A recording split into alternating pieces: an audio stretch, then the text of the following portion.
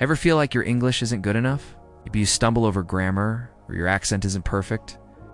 You have amazing stories to tell, but you worry that your language skills will hold you back from truly connecting with people. Well, I'm here to tell you that the most powerful tool in your communication arsenal is on flawless grammar or a native accent. It's your unique story. Welcome to our channel. Today, we're diving deep into the magic of storytelling in English. We're going to explore how your personal narrative voice can break through language barriers and create powerful, unforgettable connections with audiences all over the world. It's not just about what you say, but how you say it, and most importantly, the authentic story you bring to the table.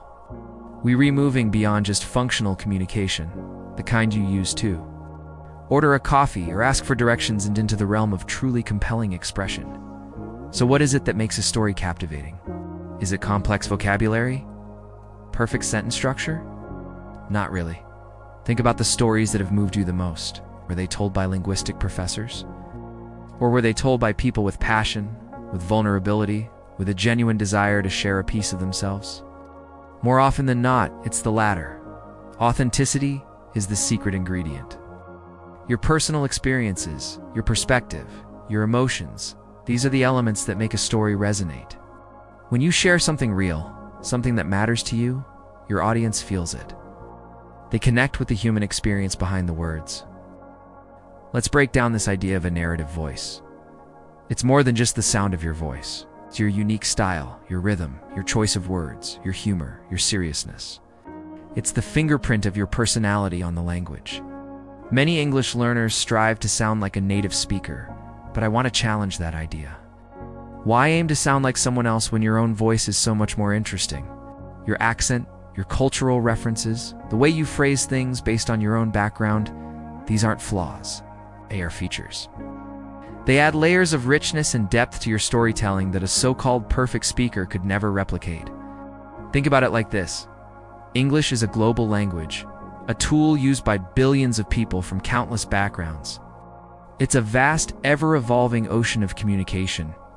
Your unique way of speaking English is a vibrant, colorful current within that ocean. It adds to the beauty and diversity of the whole. When you embrace your narrative voice, you're not just speaking English.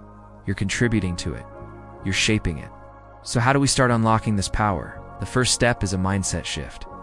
Stop seeing your linguistic imperfections as weaknesses. Start seeing them as part of your unique charm. Perfection is boring. Authenticity is magnetic. The little quirks in your speech can actually make you more relatable and memorable. They show that you're a real person, not a language robot.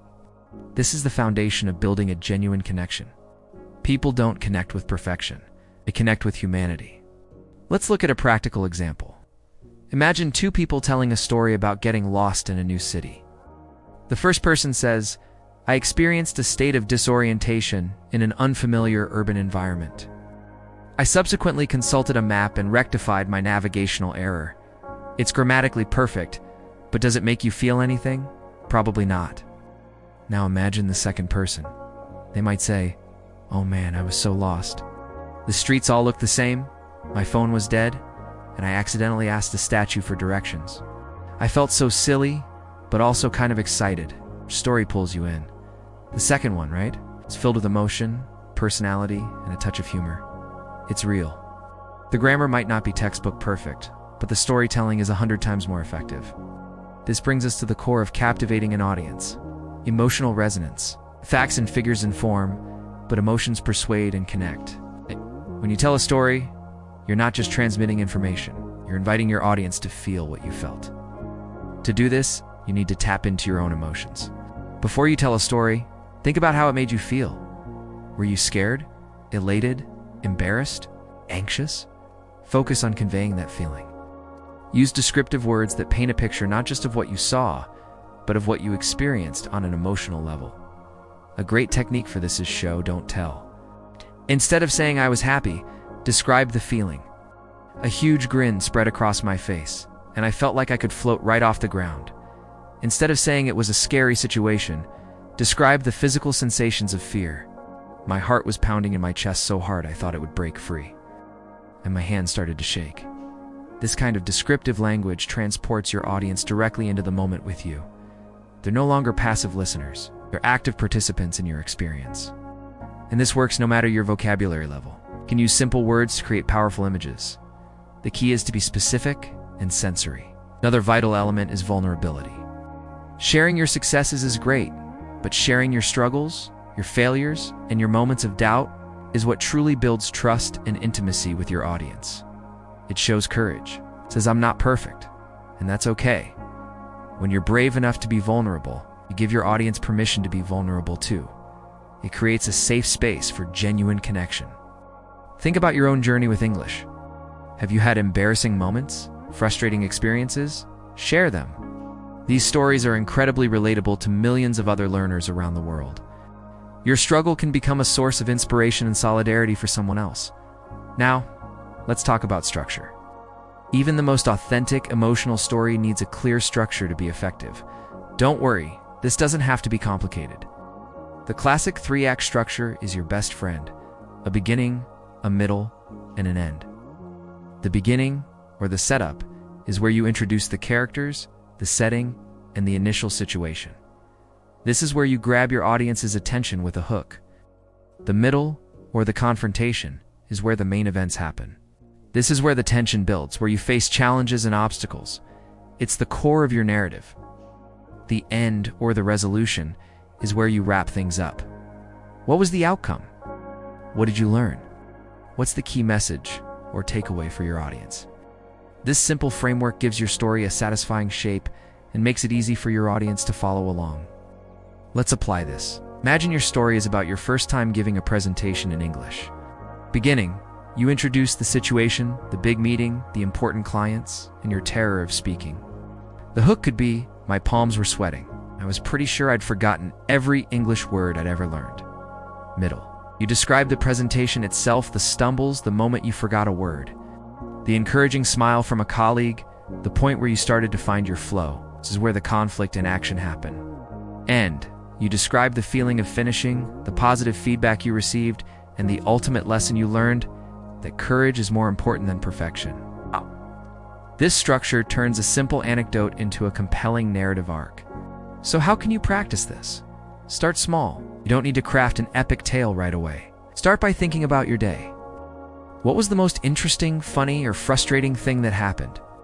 Try telling that story to a friend, or even just to yourself. Record yourself on your phone and listen back. Don't focus on correcting grammar mistakes. Instead, ask yourself, was my story engaging? Did I convey the emotion? Was the structure clear? The more you practice telling small stories, the more natural it will become. Use social media as your practice ground. Share a short story in a post or a video. The great thing about the global online community is that you'll find people who appreciate your authenticity.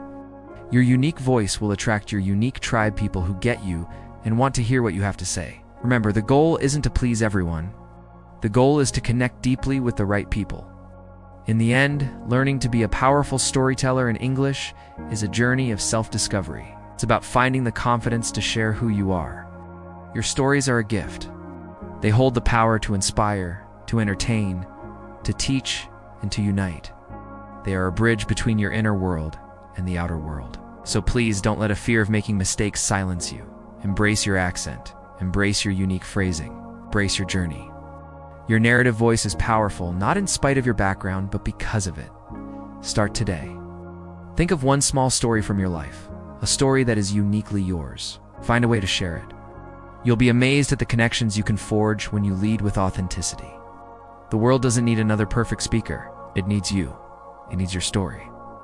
Thank you so much for watching. If this resonated with you, please hit that like button and subscribe for more content on communication and self-expression. Let me know in the comments one story you're excited to tell. Can't wait to read them. See you next time.